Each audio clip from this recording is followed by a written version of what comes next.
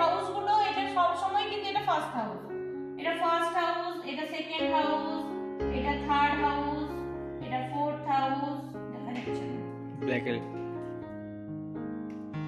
এটা fifth house, এটা sixth house, এটা সেভেন্থ হাউস, এটা এইটথ হাউস, এটা নাইনথ হাউস, এটা টেন্থ হাউস, এটা 11th হাউস, আর এটা হচ্ছে 12th হাউস। হাউসগুলো হলো। এরপরে লর্ড, তাহলে এই ফার্স্ট হাউস কুম্ভ রাশির ক্ষেত্রে, কুম্ভ লগ্নের ক্ষেত্রে ফার্স্ট হাউস লর্ড কে হবে? শনি হবে, তাই তো। সেকেন্ড লর্ড জুপিটার হবে, থার্ড লর্ড মার্স হবে, থার্ড লর্ড মার্স হবে, ফোর্থ লর্ড ভেনাস হবে। বাংলা লিখবো? আচ্ছা, ওখানে ওই আজকে ছিল কি? আজকে মনে হচ্ছে নেই, রাজীব একজন আছেন, উনি একটু বলেন আমাকে যে ইংরেজিতে করতে মাঝে মাঝে। ঠিক আছে, আমি বাংলাতেই করছি। তাহলে এটা শনি, শনি, এটা হচ্ছে বৃহস্পতি, এটা হচ্ছে মঙ্গল, ফোর্থ লর্ড হলো শুক্র, ফিফথ লর্ড হলো বুধ, সিক্সথ লর্ড চন্দ্র, সেভেন্থ লর্ড রবি, এইটথ লর্ড বুধ, নাইন্থ লর্ড শুক্র, টেন্থ লর্ড মঙ্গল, 11th লর্ড বৃহস্পতি, আর 12th লর্ড আবার শনি। ঠিক আছে, তাহলে আমরা পেয়ে গেলাম এগুলো। তাহলে আমরা মোটামুটি বলতে পারবো। তাহলে শনি কি হয়ে গেল এখানে?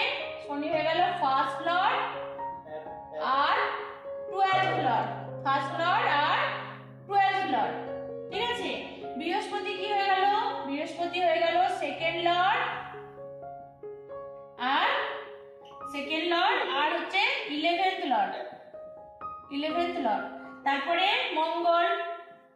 মঙ্গল হয়ে গেল আমাদের থার্ড লর্ড আর হচ্ছে 10th লর্ড, থার্ড লর্ড আর 10th লর্ড। তারপরে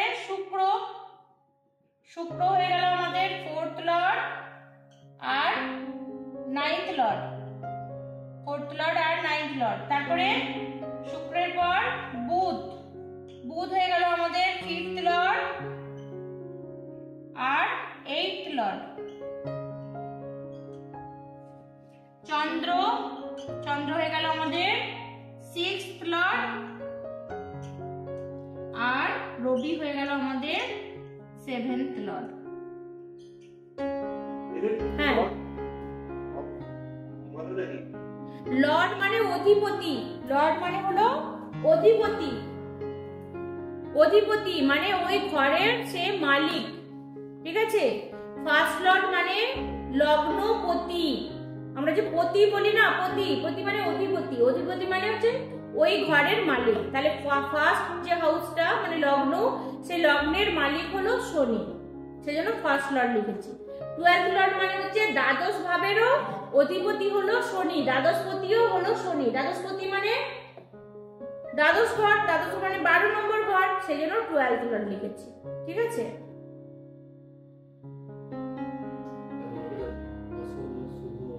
হ্যাঁ, অশুভ শুভ গুলো লিখছি। তাহলে আমি আর বোর্ডে যাব না, আপনারা এবার বলবেন আমাকে কোনটা অশুভ হবে কোনটা শুভ হবে। তো তাহলে কি হলো, এখানে কুম্ভ লগ্নের ক্ষেত্রে শনি ফার্স্ট লর্ড হিসাবে কি হবে, শুভ না অশুভ? শুভ হবে, শুভ হবে। আর দ্বাদশ হিসাবে কি হবে? নিরপেক্ষ। তাই দুটো মিলিয়ে শনিকে আমরা কি বলবো? শুভই বলবো। দুটো মিলিয়ে শনি এখানে শুভই না, একটা শুভ একটা নিরপেক্ষ, তাই দুটো মিলিয়ে শুভই বলবো।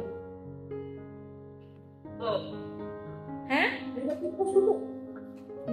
একটা হিসাবে নিরপেক্ষ, একটা হিসাবে শুভ, তাহলে দুটো মিলিয়ে দেখুন, নিরপেক্ষের মধ্যেও তো শুভত্ব আছে, 50% আছে না, তাহলে দুটো মিলিয়ে আমরা একে শুভই বলবো।